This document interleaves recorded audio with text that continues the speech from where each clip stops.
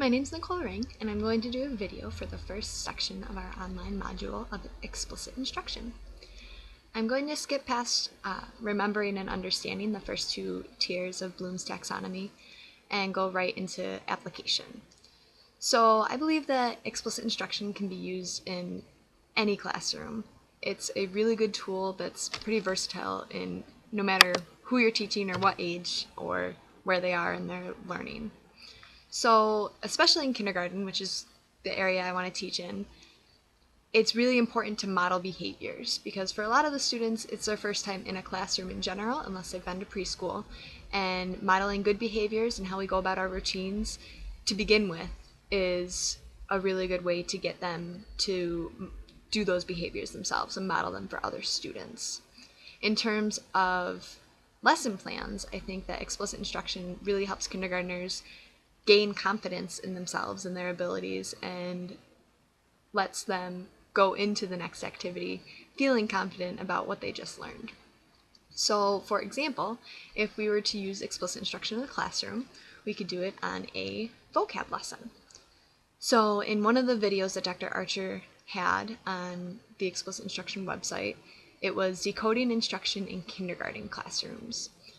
And I believe that if you started out a vocab lesson with that, you have a really good base for an explicit instruction lesson. So I would put a list of vocab words on the board and we would model them together like she did in that video. So the first letter, sound it out. Second letter, sound it out. Blend those letters. Third letter, sound it out. Blend all three letters to get the whole word.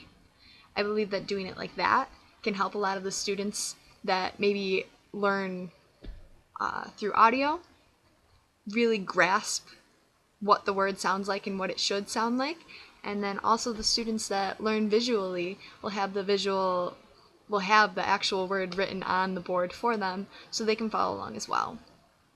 After we go through all of our vocab words together as a group, we could use the we do part in partners and have them go back to their tables. We could use shaving cream and have them try and spell out their vocab words in the shaving cream. This is a really good activity for students that are younger because they like to play with the shaving cream, but they're not just playing because they are writing out the words and sounding them out with their partners.